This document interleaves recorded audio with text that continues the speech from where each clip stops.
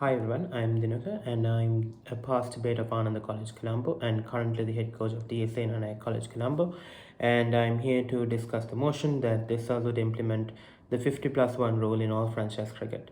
Right, so before we move on to the more substantive matter of this debate, let's just take a look into what exactly this motion means and what the 50+1 rule looks like and where exactly it's applied.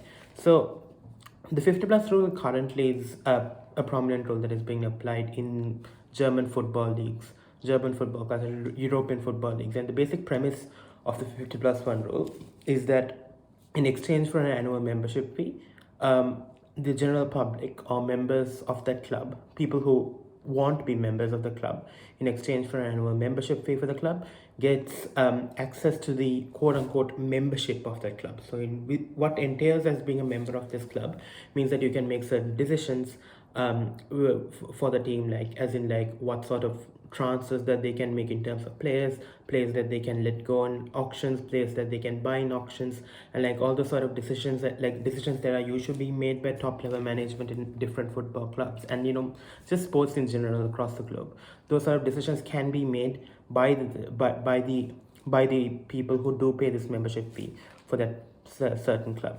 So the 50+1 rule, defining it, it's basically in exchange for the annual fee where the club's shares gets divided 51% to the members and 49% to top level management.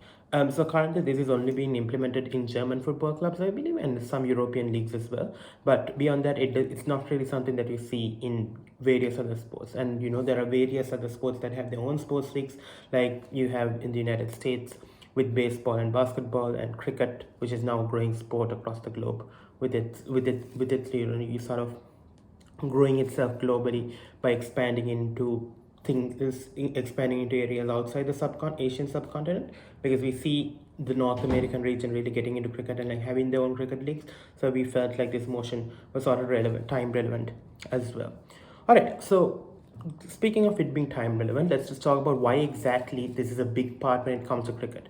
Because currently, the biggest franchise cricket league that is happening these days, which is the IPL. So in these sort of cricket systems, you see it's very hard to sort of make fans to have a say in what the sort of decisions are being made, because currently it's just controlled by this top 1% sort of people that live in India, that have access to all these sort of financial resources, and like who has the access to like buy off players and to make deals and all that sort of thing. Whereas people with proper cricketing knowledge are sort of like kept on the sidelines, and especially fans have little no say in it. And we believe that, and the motion sort of is implied that fans should have a bigger say when it comes to these sort of actions of buying players and auctioning out players in mega auctions and whatnot. So to give you all a few examples of what franchise cricket is, so you have the Indian Premier League that happens in India, you have the Big Bash League that happens in Australia, you have the Lanka Premier League that is organized by the Sri Lankan Cricket Board, you have the Caribbean Premier League, you have the Bangladesh Premier League, and even newer cricket leagues like the United States Premier League, which is happening in the world right now as well. All right. When observing how the debates went in this particular round for this motion, it's clear that we observe is that some debaters tend to have an issue with identifying the difference between franchise cricket and club cricket, because franchise cricket and club cricket are completely two different things. Because if you talk about franchise cricket, it's all about you being bought by a club, you being auctioned off to a club, you signing a contract with the club and whatnot, right? It's something more international where you have both a mix of both local and international players, and it's sort of supposed to be this sort of big spectacle where you get attention to your team and like your team gets as much as funds as possible. It's more of I wouldn't say it's a purely an economic deal, but it's more focused on the branding than it is on the actual sport and player development. Because on paper, sure, it says that okay, it's for player development, it's to give youngsters a new chance. But in reality, since it's run mainly by business owners, entrepreneurs, and business tycoons. That sort of things, those sort of things are more focused on promoting their own individual brands, promoting their own individual team to generate maximum profit as they can from a season. Whereas club cricket is something completely different, because club cricket is club cricket is like, you have local communities, you have domestic leagues where you like it's solely focused on giving local players a chance. You have sprinkled a few international players here and there, but it's mostly focused on giving local players a chance to like get a glimpse of international cricket, and like create a proper platform when they go into the international arena to when they go into the international arena to sort of play the proper game, and to get a proper idea of what the game looks like. All right. So the context of this game, like I said before, is mainly to discuss about how exactly this is going to affect people from various, how it's going to affect like teams of various backgrounds. Because currently the Indian Premier League being the best example that we can take for this, sort of has this hierarchy of top level manager levels, and those sort of people don't really know how to make these sort of decisions for these cricketing boards, right? You have the best example that you can get is Royal Challengers Bangalore, which recently still has been playing since the first IPL edition back in 2008, but for 16 or 17 years they haven't been winning a single tournament. But it's still one of the most popular cricket teams in the IPL, as well as has one of the most loyal fan bases, where you have people come. You have one of the most loyal fan bases. People like where whenever they play in their home ground, tickets sell out. They have the highest merchandise sales. They have like one of the most active social media activists on their side, and all that sort of thing, right? But still, the sort of performance that this team gives out is not really proportionate to their online presence, to the sort of presence in the league itself. And this can necessarily be talked. We'll talk about the sort of issues that exist in that case, within the cases. So how we breaking this down is like this. So I'll be talking about the prop case and the sort of ideal substantive that can be brought by, and then I'll be talking about the op case as well, and I'll be talking to you about how the ideal clashes should have looked like in the debate. All right, so let's talk about substantive. So let's talk about the proposition team first. All right. So first argument would look like sort of management of the club and how it's supposed to be done, right? So firstly, I would like to see as a judge like draw me a picture as to what exactly the management is going to look like, because management can come from like many places. It can come from people of different statures. It can come from top level managers, middle level managers, low level managers. So just paint me a picture to show me like what exactly management looks like in these cricket teams. So currently management looks like on the top level you have the owners and the directors of that certain team. So these businessmen, these like people like the Ambanis in India, or like Bollywood actors and actresses like Shah Rukh Khan and Priyanka Chopra. These people with massive amounts of wealth buying off franchises and owning these sort of franchises. Those are the people who are sort of the top level of this, and those are the people sort of managing. And then they hire their own team, people close to them, people that they can trust, people they can trust with their finances and all this sort of people. So basically people close to them, not necessarily people with the best sort of knowledge, but you can argue people who are close to them and who can generate them the most profit. Because you can argue that even though these cricket leagues exist to give players a better opportunity, on paper that is not what happens right now. But those are issues that we can talk further in this. So first off, like paint me a better picture as to like what does the management look like, and who does the actual managing in these teams. And also you can talk about the sort of what the management actually does. So currently, if you take a look at franchise cricket, the sort of what management does is they make decisions for people, like make decisions for their team itself. Like you have mega auctions, what players to release, what players to get into their team, what players to retain. So those sort of decisions are being made. Like even things like even very important decisions like who gets to be the captain in the team. Those sort of decisions are being made by like top level management as well. So often the issue that you can see here is that these top level managers are people who like have their own personal biases in the real world, right? So for the Ambanis, for an example, they have, for one of their biggest business ventures being their mobile network that is across India. And then you will have people like Priyanka Chopra and Shah Rukh Khan and Kavya, who are like just so people who are so rich, have their own business ventures, things that they're trying to promote through their cricket team. So more often than not, what they do is that when making these decisions for their cricket team, rather than making the best decision for the cricket team as a whole, what they do is that they make the best decision for their franchise, for their own personal franchise, rather than the cricket franchise as a whole. So you can talk about the harms that exist and the harms that can be impacted by people making this sort of decision, and by people making these decisions with their own personal biases, as opposed to for the betterment of the game, right? On a second level, you can talk about what the issues look like. So firstly, like I was telling this entire time about how it becomes more about the business rather than the sport, and how that necessarily is a bad thing is because so you bring in the example of RCB, right? RCB, a team that generates tons of revenue, like so much revenue. People, the tickets literally sell out, the merch sells out, their players get advertising deals for literal millions of US dollars, right? So even with all these all this amount of revenue generated, they still don't have any performance to show up for this, right? So you can talk about how these clubs are like more, when they're run by these businessmen and like people who have their own personal agendas, they're more likely to do things that would generate them more revenue, rather than what is better for the sport and what is better for the team as well, right? And then you can talk about the lack of knowledge, right? So for an example, I believe this was in the 2022 IPL or the 2023 IPL, I'm not exactly sure, but you had Chris Morris, a South African all-rounder who wasn't particularly informed, being the highest bidded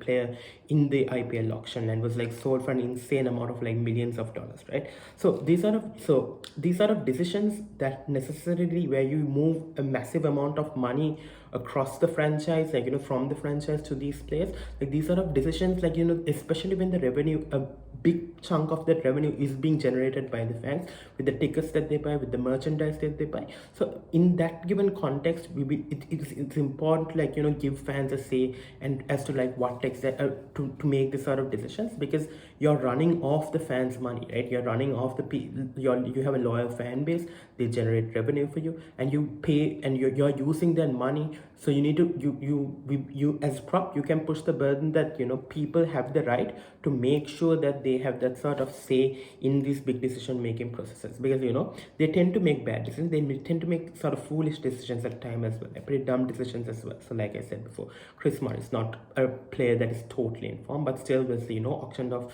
for like a massive amount of money. So even in the LPL auction that happened a few days back in Sri Lanka, so you had people like a retired Sri Lankan player Surudana getting auctioned off for $100,000, which was the second highest price in the entire auction history. So in the LPL auction history rather. Right? So with this sort of people who don't really have a proper knowledge about cricket, but rather who's like focusing on their business venture and like what can generate the best PR for them. So these sort of people tend to make decisions based more on their own business knowledge rather than the knowledge of the game as well. And how they can influence a sort of game, because you have these people, like how they influence the game, influence game rules and all that, because especially in the IPL, you have the top level board that is comprised of top level managers from each team that make these sort of decisions. Like these decisions can affect the game, how the game is played out, how the sort of umpires played out, and all that sort of thing, because there are major allegations of match fixing, and how that can affect the game as a whole, bribing umpires, because these people just have influence literally everywhere, because these are extremely powerful people we're talking about, top 1% of those respective countries. So these people have massive amounts of influence, and they tend to influence the game as well, which is definitely a bad thing for the sport. Okay, so on a second level, so after you paint me all those pictures of the harms and the harms of top level managers who currently exist managing these teams, I would like you to give me like some analysis as to why exactly the people are better off running this club. Okay, so first you can run the principled argument, like I said before. Clubs run more of these people, right? The tickets that they buy, the merchandise that they buy, and the sort of PR that they generate for themselves. The social media presence, like giving, like sponsors sponsor these teams, like invest in these teams based on their fan bases. So all this sort of you generate this amount of money because of your fans, right? So you can talk about how fans necessarily deserve this sort of say in these cricket club decisions, because they tend to be unbiased, right? And they sort of deserve this, because especially in countries like India, cricket is followed religiously. They worship cricketers like gods. People like commit suicide when their cricket team loses, especially with all these sort of things, right? So in that sort of scenario, it's important for you to like talk about like why these fans actually deserve a say. So, they have an unbiased opinion first of all, and they are more in touch with their local circuit and all of that. But we can talk about that under the more sports of the game, and talking about the grassroots levels of the game as well. So the most principled argument is like, the fans themselves are the reason the club exists in the first place. The club can run every season, the club can register their team for every season. It's because of the fans, right? So that by that very basic principle that they deserve a say.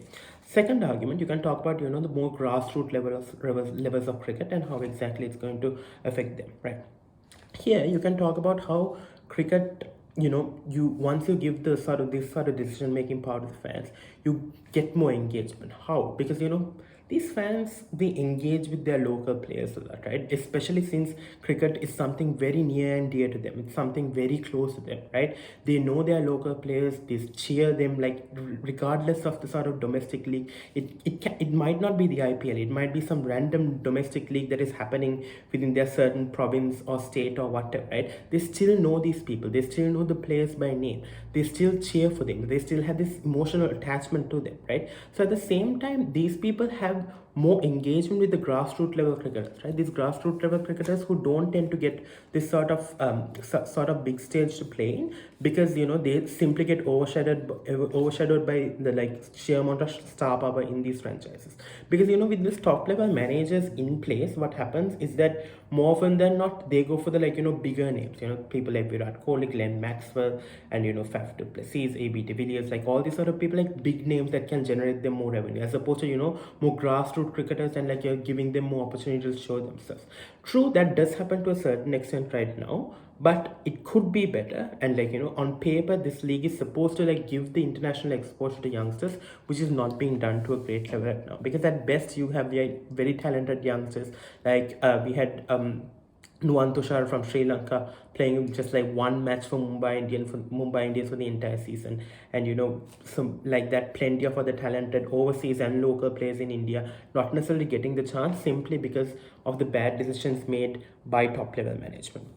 All right, and then why is this exactly important? Why is like giving this sort of exposure to grassroots cricket is important? You can talk about it's better for the sport overall, because you you're grooming an entire generation of cricketers. You're giving that sort of an international exposure that they deserve, giving them an opportunity to perform. So what the moment that they start performing well in the IPL league, it's the moment that they get the attention of the entire world, right? And then they sort of get the opportunity to play for their national team, represent them in tournaments, represent them in World Cups. So all this sort of benefits that can come for these youngsters come through them being represented in these franchise cricket teams as of right now. Also, you can talk about another impact of this, about how the systematic issues that exist, right? You can talk about like match fixing and sort of nepotism that exists, because you had Sachin Tendulkar's son Arjun Tendulkar, who's arguably not as talented as most of the young players out there, but him still getting a chance to play in the team just because he's Sachin Tendulkar's son, right? So this sort of nepotism, and even in the Pakistan Premier League, you had Azam Khan, who doesn't pass the fitness test, is not really a fit player, not a good player, but still getting into the team just because his father is the coach. So this sort of nepotism and match fixing allegations and all of these sort of systematic issues that exist in the system is dangerous, because top level management tend to give a blind eye to these sort of things, because it's simply not good PR, right? And this is a real issue that exists in franchise cricket, given that there are plenty of examples of teams being accused of match fixing, as we had with Chennai Super Kings in 2016 and 2017, where they got a ban for 2 years. All right, let's move. That's been said for the proposing side of the debate. Let's look at the opposing side of the debate, and why exactly implementing this 50+1 rule is not the best idea. All right, so first here we can talk about the sort of management issues that exist, because management of a cricket team especially, it's not like managing a school team, it's not like managing a PV soccer team. It's managing something that has an international presence, that people know about, people talk about, something that billions of people tune in to watch every single day when a match is played. So it's something massive. It's something that everybody across the world watches. It's something that everybody in the cricketing world knows, right? So managing this sort of thing is not necessarily easy, because sure, it might be say, okay, you're sure the people are going to make the best sort of decision. So first, you can argue that franchise cricket is not necessarily all about giving players this thing as well, but the teams need to exist like with their sponsors, with their investors, and the sort of making this business sort of decisions. That sort of knowledge is lacking amongst the general public, because they tend to make decisions as to what they see is the best way of doing it, right?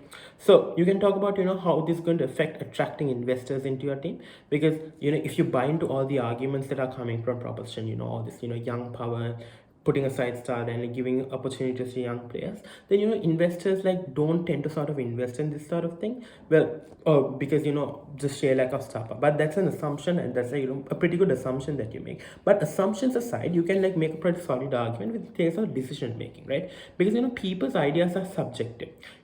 Even amongst fans themselves, like especially in something like sports, you have like different factions for different players, right? Team Rohit, team Kohli, team Sanjay Samson, team Rishabh Pant. It's a mess. Like nobody can come to a common consensus. Like if you go onto social platforms, you see people arguing on Instagram comments. You see people trolling other players, trolling people's posts, trolling their families, and this entire it's whole different debate. But okay, so the point that I'm trying to make here is it's that people don't tend to have just one unified idea when it comes to sport, like as to what's the best thing for them. People have different ideas. I might think a certain player is better, but somebody else might think that certain player is trash, right? And then there would be an ideal conflict there, right? But the thing here is that this sort of changes, this sort of this sort of contradictions in like the sort of decision making process, the thought process between fans amongst self, can cause inefficient decision making within the entire franchise as a whole, right? Because the entire franchise, like you need to make efficient decisions, like which to make, which people to retain, which people to let go in the auction, which players to extend the contract to. So those sort of decisions aren't decisions that you can make with indecisive, extremely chaotic decision making, right? So the decision making process will be somewhat more inefficient, simply because you in making sure that fans have the final say in this makes the decision process way more complicated, right? Because right now you have 10 or 15 people in the top level management making this decision, but the moment you start giving this opportunity to multiple people out there with different opinions, it's going to be much more inefficient decision making. And inefficient decision making affects the franchise, and how investors view the stability of the team, like the stability of it as a business venture, and that can affect this thing as well. So that doesn't have the assumption part that I mentioned in the start. Also, you can talk about finance in the team, and how with this thing, because teams need to be attractive as possible for it, or like because like not everybody has like knowledge on grassroots players. Not everybody has like intricate knowledge of who the best upcoming under 19 player is, or who's the best domestic league player is, right? Because people don't, it's like the general fan base don't tend to care much about just who like giving youngsters an opportunity. Like most people, or general audiences, people who casually watch cricket, just want to tune into a match and see their favorite players play, their favorite local and international players, right? And this sort of like issues like will sort of de-incentivize these fans, these casual fans, from tuning into a game, going buying ticket, buying much, actively engaging with this team. So that can affect the financing of the team as well, and how the team how losing out on their fan base and losing out on what these people actually believe in. All right.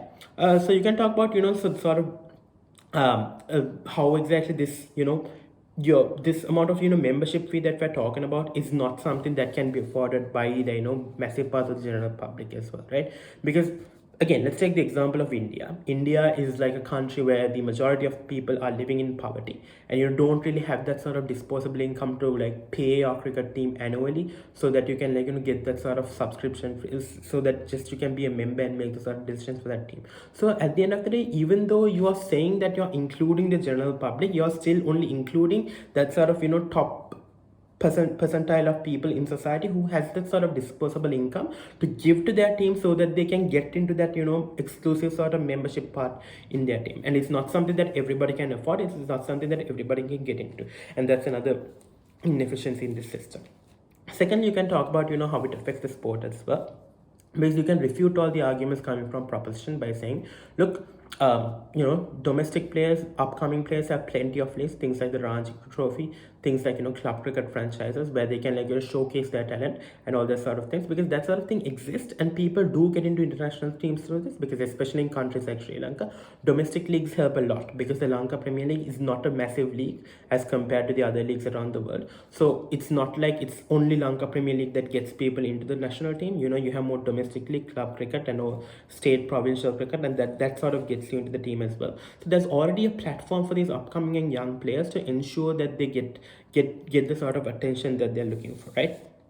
You can talk about the overall sporting experience, because you're supposed to make the sport attractive, especially a sport like cricket, where the International Cricket Council is trying to expand cricket to other parts outside the Indian subcontinent, like into the Americas and other parts of Europe that is not the United Kingdom. So especially in that, you need to make the sport as attractive as possible, and the only way you can make it attractive is you have that star power, you have that hard hitting players, you have those massive players, those big names in your teams. So once you have those, you can make sure that you have that sort of star power and that attraction to your team as well. And you can talk about the overall sporting experience, because like I said before, it's not always only the die-hard fans, the critical cricket watchers like myself who tune in to watch the match on Saturday, right? Because it's pretty much not every single person has that sort of intricate knowledge. It's people who just want to tune in, have some fun, catch up with their friends, get together with their friends and watch the match, right? So those people want to get the experience of a proper cricket match. They don't want to see a bunch of youngsters struggle against international bowlers. They don't want to see give a platform for youngsters to showcase their talent. You still can have youngsters showcase their talent and these star players playing in the game and giving a gaming experience at the same time, right? So you can talk about people having their personal beliefs, because this is a massive thing in India as well, where you discriminate people based on their caste, race, and religion. So people coming into this decision making process and sort of letting their personal beliefs, their personal identities get in the way of decision making process, it can be extremely dangerous as well. So the ideal clashes in this debate would be pretty straightforward in my opinion. It would mostly be the first one about management, which is the more principal clash point as to why exactly top level management or the players have the better obligations, better chance of managing the club properly. Basically, on one side you can talk about how these people deserve to run the club, because the club runs on them. And second, you can talk about for the betterment of the club itself, how it would be far more beneficial for the club if people with actual managerial skills ran the club. And then you can talk about what's better for the sport, and it's a debate. It goes here and there. You can talk about how these you need to give opportunities for these players, and then on upside you can talk about overall cricketing experience, cricket watching experience, the quality of the game as well, and in terms of spreading the game links across to other countries, how you do a much better job. All right, that's it. That's all I have to say with regards to this motion. I hope this was helpful. And this is Denuka and signing off, and I'll meet you again next time. See you.